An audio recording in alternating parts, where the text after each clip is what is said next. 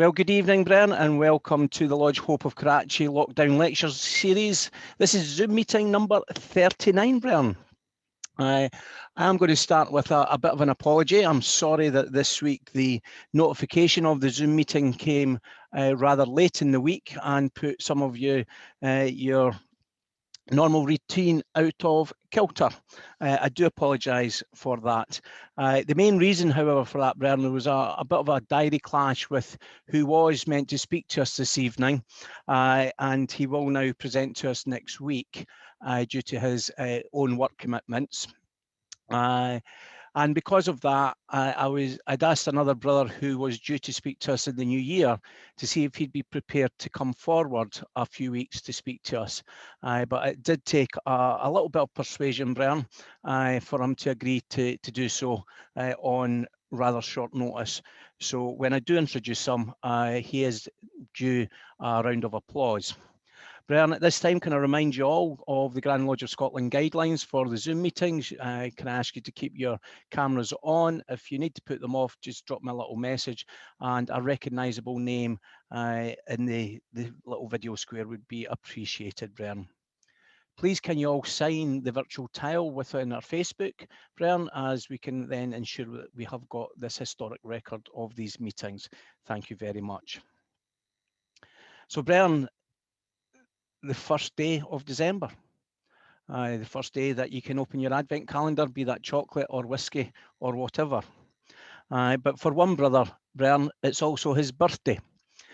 He tells me what his age is, but I don't believe him because he started as a young chef in 1950, someplace in Edinburgh, in one of the big city hotels. And many of you are very well aware of him. So to present to us this evening, and Brother Laird Alan Maitland, you can now unmute yourself. I do apologise, Brian, that's why it was kept a secret. It's his birthday today, and that was one of the reasons we couldn't confirm to the last minute, because he wasn't sure if he was going out for a slap-up birthday meal or not. But Brian, happy birthday, Alan, from everybody else. You won't hear that, but that's on behalf of us all. Alan, that's the clap again, is it? Well, just remember we're being recorded, Alan, so some of your jokes that you put on Masonic Harmony are possibly not fit for some of the ears of the Brian here. We've got young people like Raymond Buchanan with us this evening. Brian, Alan's asked me to share my screen with you this evening for his presentation, which I will do, and then I will hand over to Alan. Thank you very much, Gordon. Well, good evening, brethren. It's a pleasure at very short notice to be able to give you this presentation this evening about the Freemason who stopped the war. As we know, we've recently celebrated centenaries regarding the atrocities that went on and the men that lost their lives. And this is a background into what started the conflict and how this great man stepped in at the right time to do what he done, which was absolutely amazing. Now, the first screen you see there is the Austro-Hungarian Empire, which was a vast empire. The Empire of Austria was ruled by the Habsburg monarchy from 1804, when Francis II, the last of the Holy Roman Emperors, proclaimed himself Emperor of Austria as Francis I. 2 years later, the Holy Roman Empire came to an end. Then after the fall of Napoleon, Austria became once again the leader of the German states. But the Austro-Prussian War of 1866 resulted in the expulsion of Austria from the German Confederation and caused Emperor Franz Joseph to reorient his policy towards the east and to consolidate his heterogeneous empire. Right, Gordon. Next slide. Gordon. It's next on mine. Got it. Yeah, I'm doing it on my screen as well. Right, now, how did all this begin? On the morning of June the 28th, 1914, you have to excuse my pronunciation, brethren, a 19-year-old Bosnian nationalist named Gavrilo Principi shot and killed Sophie and Franz Ferdinand, the future heir to the throne of Austria-Hungary. Right, Gordon?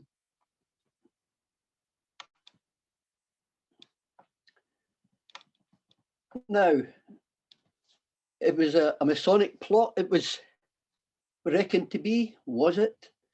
The Society's secrets, obviously published things. In these pages of the Revue Internationale des Sociétés Secrètes, founded in 1912 in Paris, the editor Labat Ernest Jean, 1844 to 1932, first claimed that the murder of the Austrian Archduke Franz Ferdinand and his wife Sophie at Sarajevo in 1914 was an anti-Catholic, anti-papal plot. The assassination was soon blamed on the Freemasons by Miss Elizabeth Durham in the Sarajevo crime. During the trial of the Archduke Ferdinand's killer, Gavrilo Principi testified that his colleague Schandlgrech told me he was a Freemason, and on another occasion told me that the heir apparent had been condemned to death by a Freemason's lodge. Moreover, another one of the accused assassins, Shabravicic, testified that Major Tanskoshi of the plotters, one of the plotters, was a Freemason. The Great War, 1914-19. By July 1914, the great powers of Europe were divided into two coalitions. The Triple Entente, consisting of France, Russia, and Britain, and the Triple Alliance of Germany, Austria-Hungary, and Italy. The Triple Alliance was only defensive in nature, allowing Italy to stay out the war until April 1915, when it joined the Allied powers after its relations with Austria-Hungary deteriorated. Russia felt it necessary to back Serbia and approved partial mobilization after Austria-Hungary shelled the Serbian capital of Belgrade on 28th of July.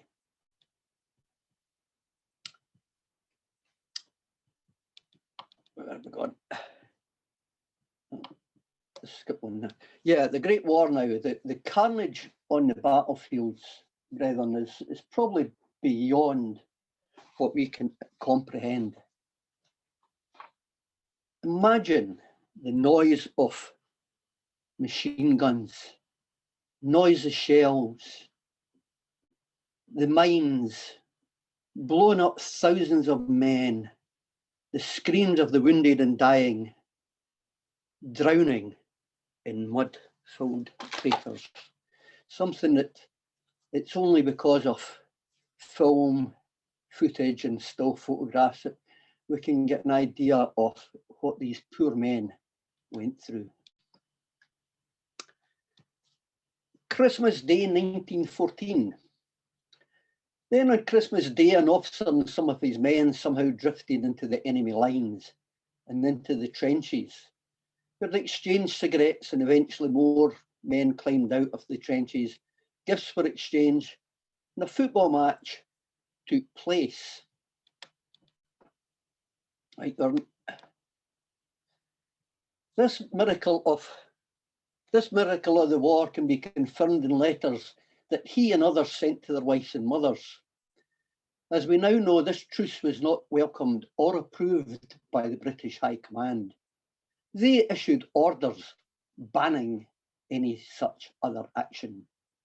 The Colonel found himself in serious trouble for the major part he played in this wonderful truce. Right, Gordon? Now, the Colonel found himself, as I said, in serious trouble for the major part he played in this truce. However, this event made international headlines across the world in the Daily Sketch, published in London quoted the Colonel as one of the moving spirits in this wonderful Christmas truce. Gordon. Now, apparently, even the Pope at that time could not agree for a truce. As you see on the right, the Vatican circulated a statement showing that efforts made by the Pope in obtaining a truce during the Christmas have unfortunately failed owing to the opposition of a certain power. Next, Gordon. Gordon. There you go. Thank you. Thank you. That's me jumping here as well. Apologies, brethren. This is the site of the truce today, brethren.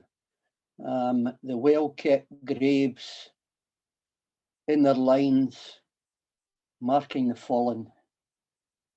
In the bottom centre, you can see where the football field was, where everybody was positioned, and the old cottage headquarters that were used by the press at that time as well.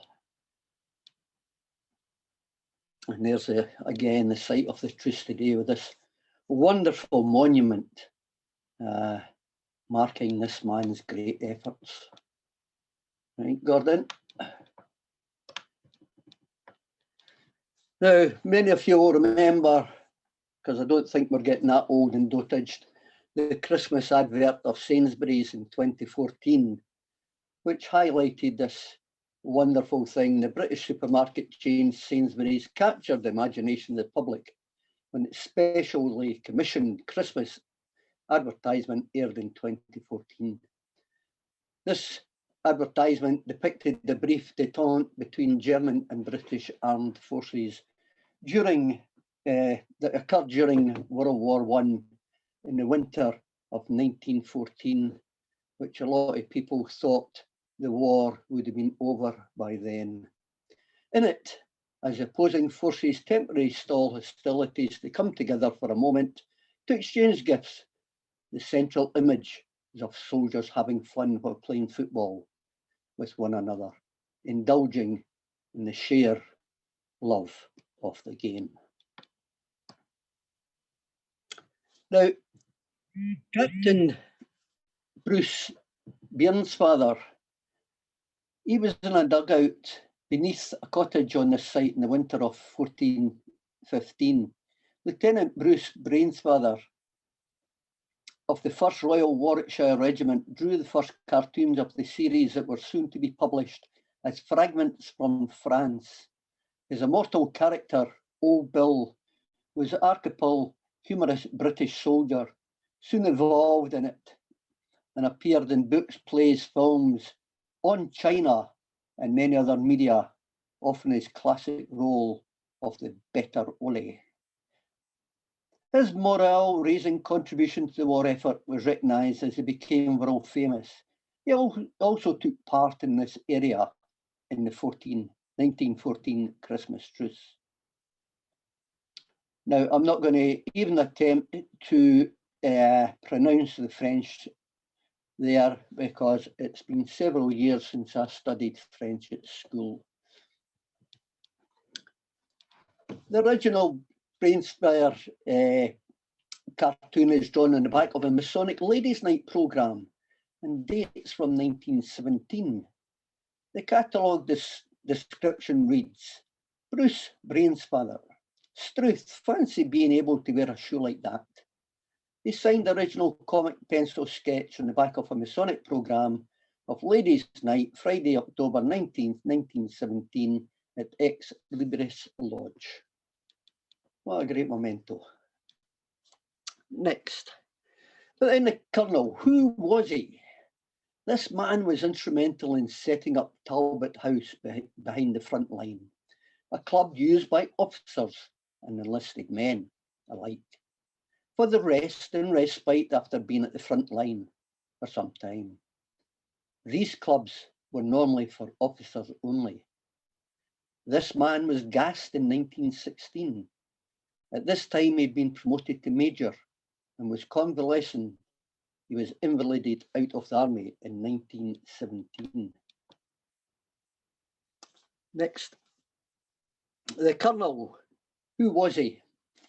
None other than Lieutenant Colonel Archibald Henry Buchanan Dunlop, OBE TD, a Master of Lodge Rising Star number 1022 English Constitution, who eventually affiliated to and became Master of the Lodge St. John Fisherow number 112, 1928-1929, founder member and Right Worshipful Master of Lodge Loreto Centenary, 1373, 1932 to 1935.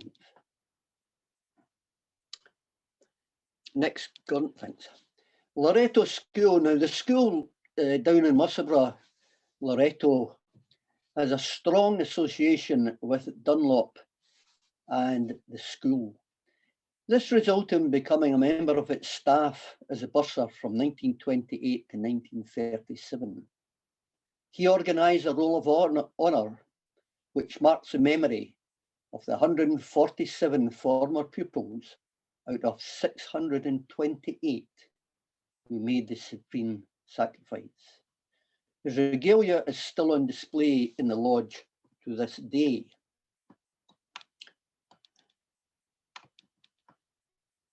Now, just as a wee aside, Buchanan Dunlop's regalia, as I said, is in the school, but part of his past master's jewel is actually used as a harmony jewel by the master of Lodge Loreto Centenary.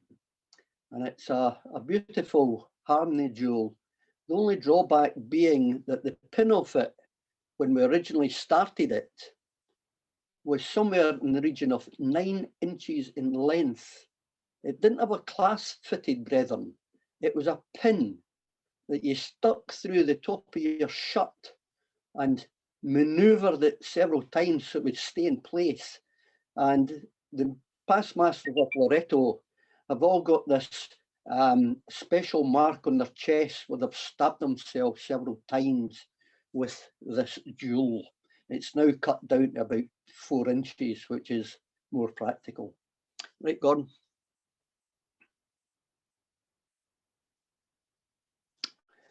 Now, at the outbreak of World War II in 1939, and at the age of 65, he joined the Edinburgh ARP service.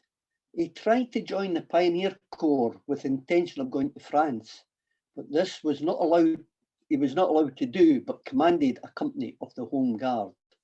For this, he earned the Defence Medal, and in 1945 received the OBE. Gordon. The Colonel passed the Grand Lodge above on Saturday, 13th of December, 1947, at 73 years of age. Brethren, there are many men who have carried out deeds of valour, many Freemasons who have received the Victoria Cross, but that subject can be left to others to explore. Brethren, I'd like to conclude this reminiscence about World War I in the memory of an officer, gentleman, and dedicated Freemason with a poem called Remembering.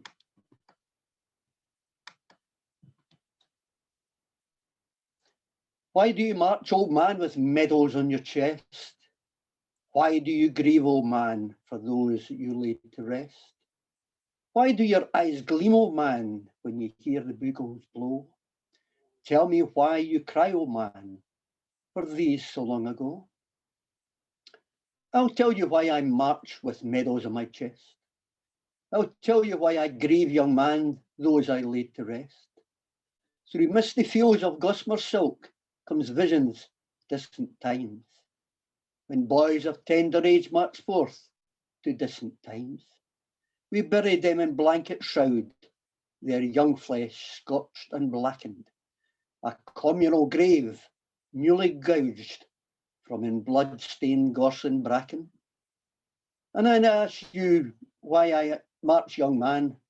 I march to remind you all, those for apple blossom youths, you'd never known freedom at all.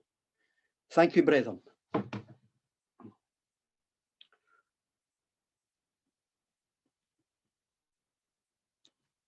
Right, Gordon. Brother Alan Maitland, thank you so much for doing that at such short notice, Bern.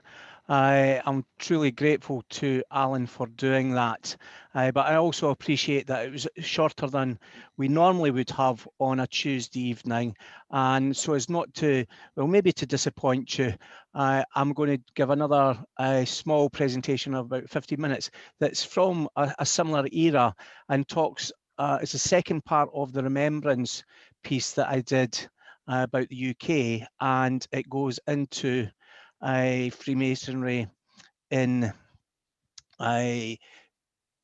Europe and the remembrance that we see there. So if you just give me a couple of seconds, Brian.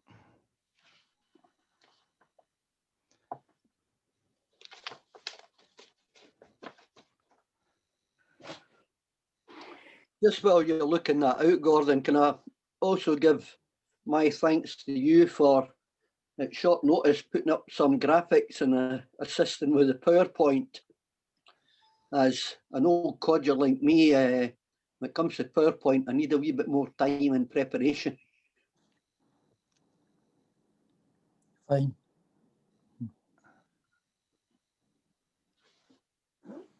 Right.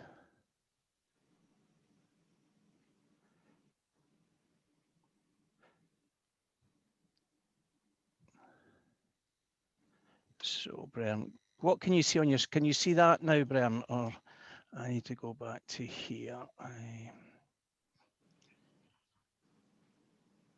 It seems we have another PowerPoint old gotcha. Oh, yous are funny. Yeah, yous are funny. I'm glad you said that, Nobby.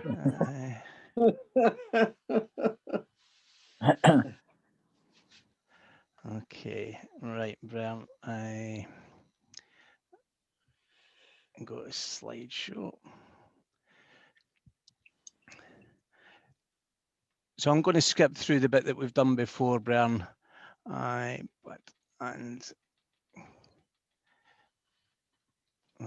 where we go. So you may have remembered, Brian, around a few months ago, we talked about remembrance in Europe, within the British Isles and the home nations. But I continued that research into remembrance in other countries that were involved in the First World War. And for the next 15 minutes or so, I'll just take you through some of what I found out. So I've started in the United States of America, Brian. We know that there's a huge difference in variety of Freemasonry in the US. We've got state Grand Lodges, we've got the Prince Hall Grand Lodges that we learnt about from Oscar Allen not so long ago.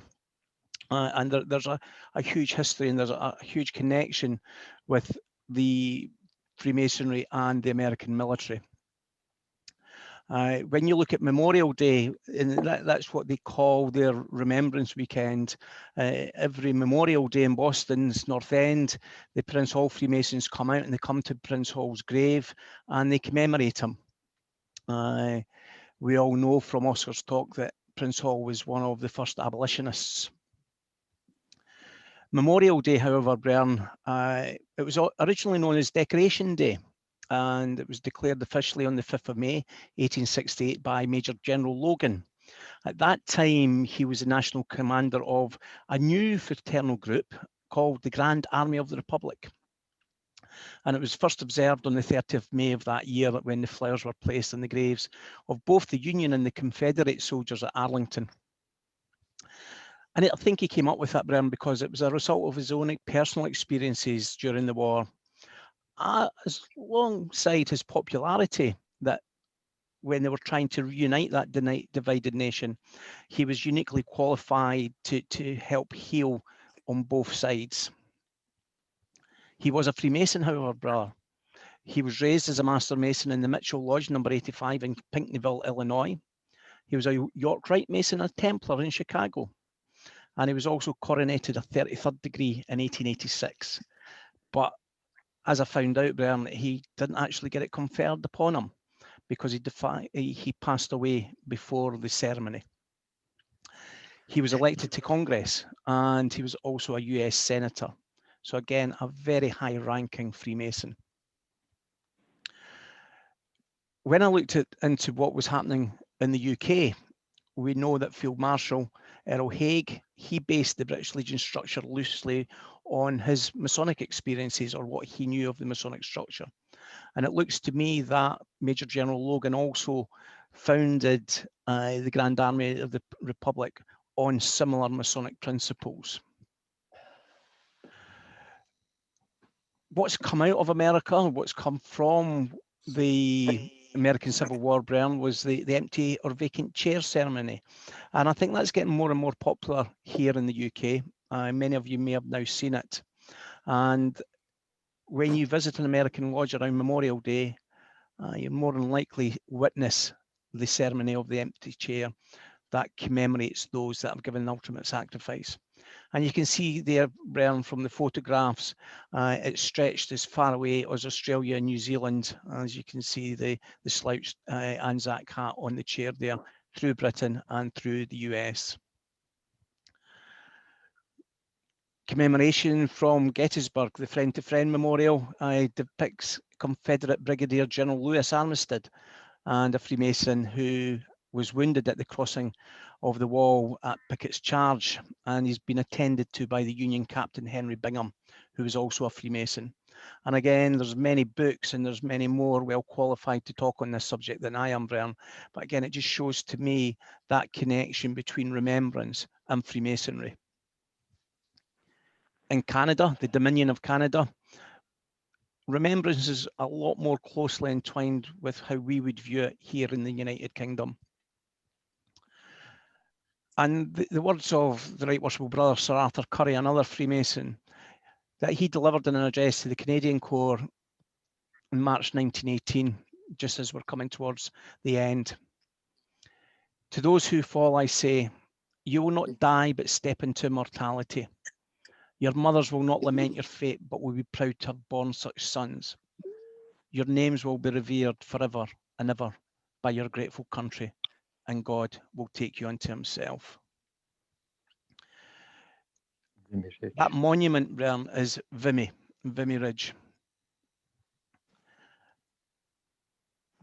Canadians were never recognised as a great military country, but what happened at Vimy has went down in military history.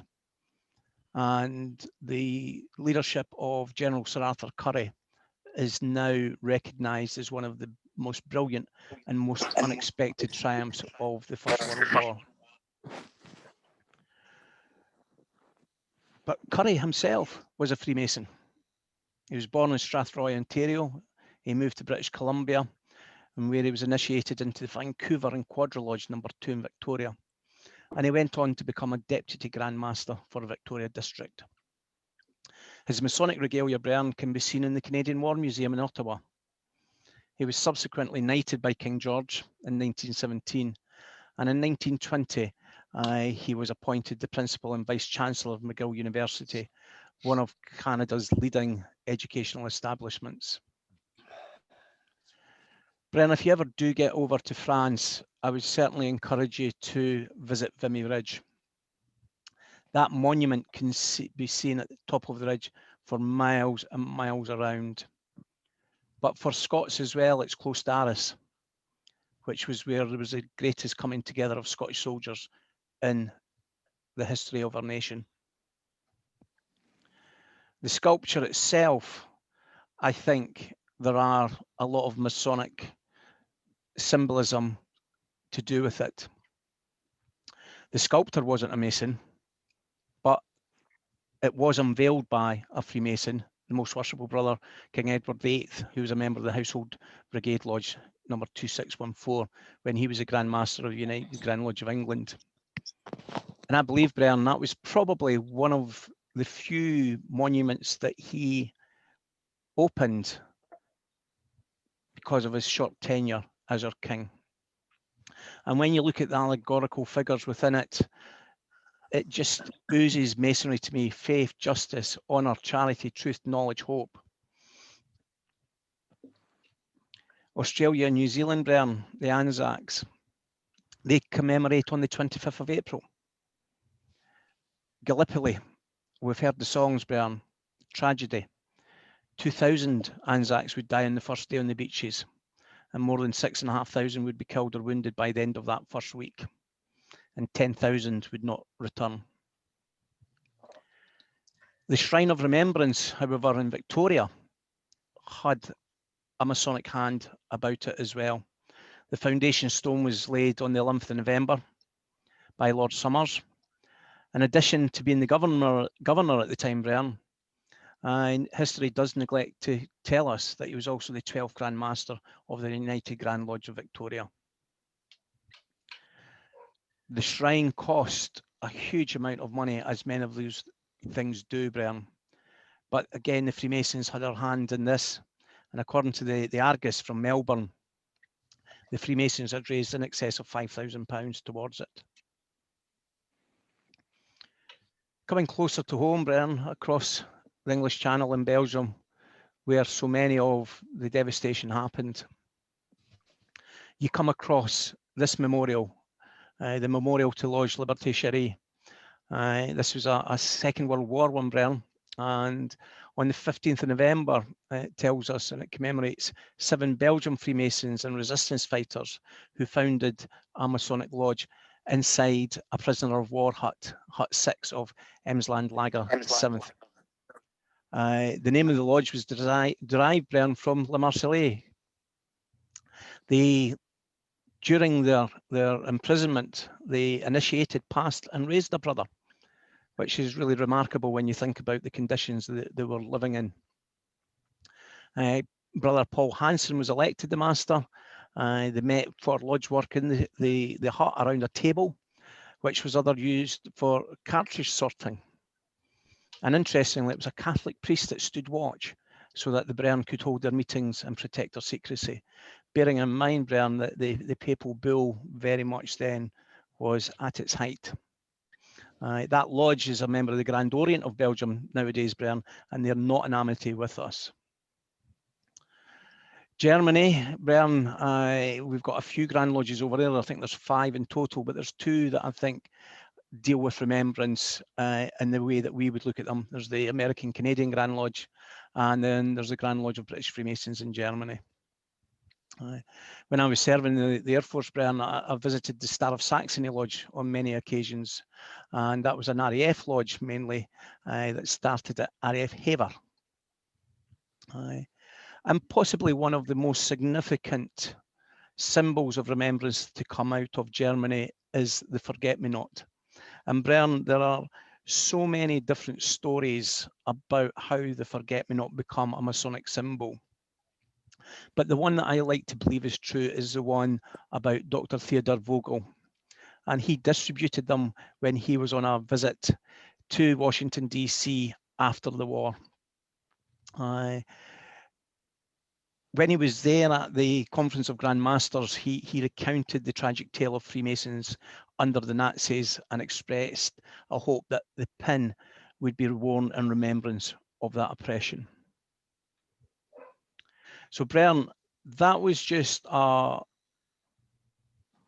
additional bonus Advent calendar piece of information about remembrance, just to really ensure that we've got the similar amount of time, because I don't want you going back to your wives and your partners and Coronation Street or EastEnders is not finished, because I don't want them shouting at you, Bern. But if we do have any questions for Brother Alan Maitland on his birthday, sensible ones hopefully, Alan's more than prepared to ask them, and as usual I will go and have a look what we have in the chat. Lots of happy birthdays to you, Alan. Thank you. I can't believe you're only 52.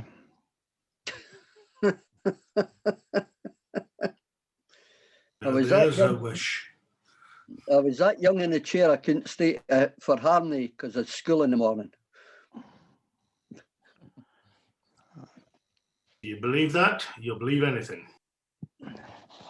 Brethren, I can add some bits and pieces to the talk. I hate calling it lectures because that's what Morag gives me. World War I should never have started in the first place. It started purely by accident because the Duke was actually on manoeuvres with the army and hadn't planned to go anywhere. And he was convinced to go to Sarajevo. The first assassination attempt failed, and the Black Hand Gang gave up on the idea. And one of them went for a coffee. That was Principe, sorry. And the driver had taken the wrong turn, and he came out the coffee house to be confronted with the Duke's car, trying to do a U-turn. Now, if the driver hadn't taken the wrong turn, and if the Duke hadn't decided to go to Sarajevo, history would have been a totally different thing to what we know it. And all these lives hopefully could have been saved.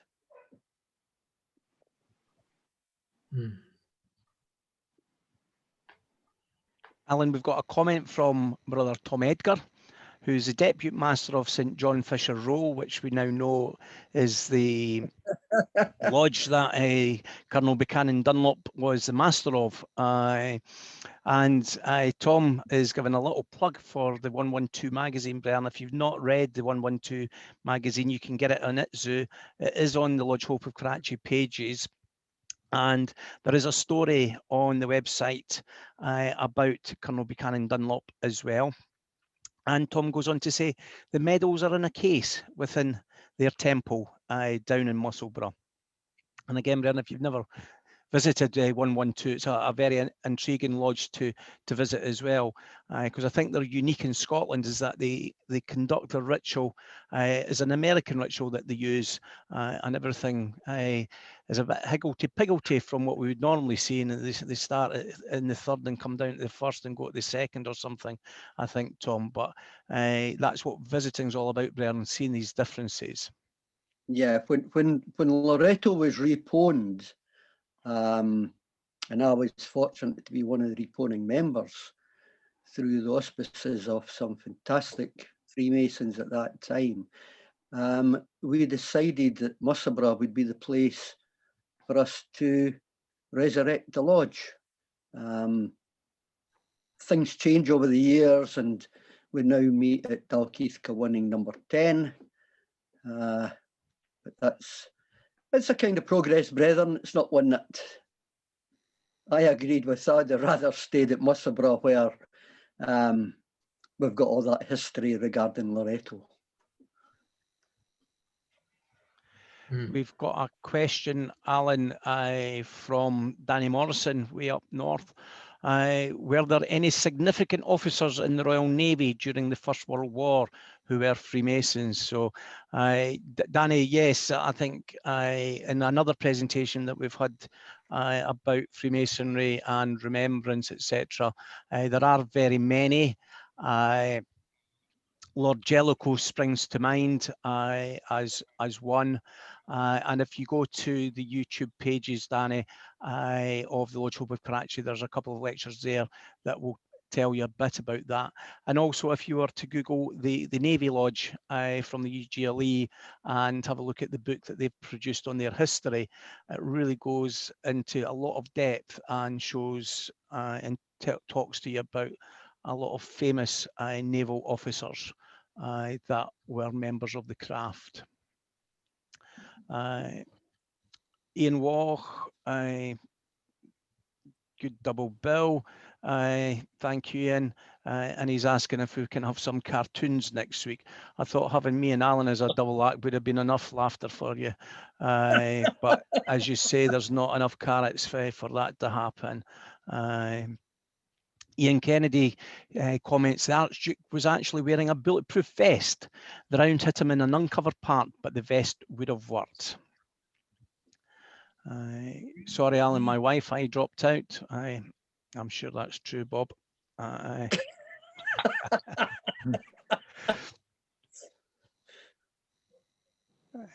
Navy Lodge 2.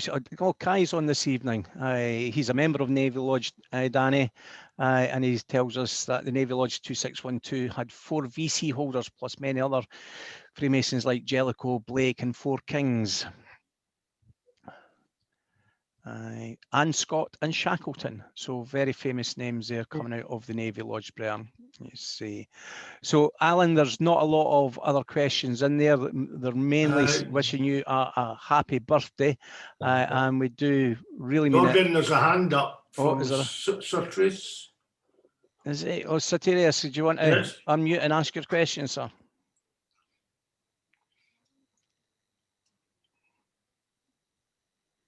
You're muted. I'll have to tap the screen twice. Satirius, tap your screen. We can't hear you. You're still muted. Unmuted now. Put it in the chat. Yep. You see.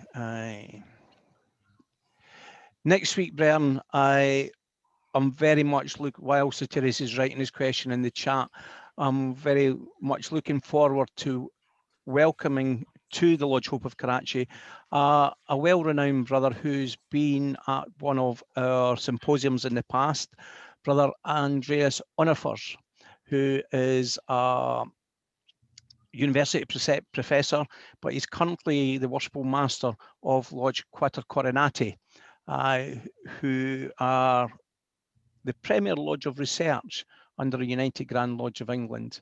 And Andreas is going to come and talk to us about the Swedish Rite and the differences in that. So Teresa's question has now come in. And his comment is that the Bren that held the meetings in the concentration camps actually also collected alms out of practically nothing they had for those in more dire need. And it's hard to imagine that anybody who was in a prisoner of war camp, that there could be anybody in more dire need. But as we know, Bren, there's always someone worse off. David Parks made a comment now, Bren, in the midst of the current pandemic, the secretary of Lodge 290, Brother Jim Hodge, has looked at many Masons recorded as having died, that's just in the Spanish flu. Oh, he looked to see how many had been recorded as having died with the Spanish flu, and in his lodge there was none. So they're all, the questions are all coming in now, Brian. Right.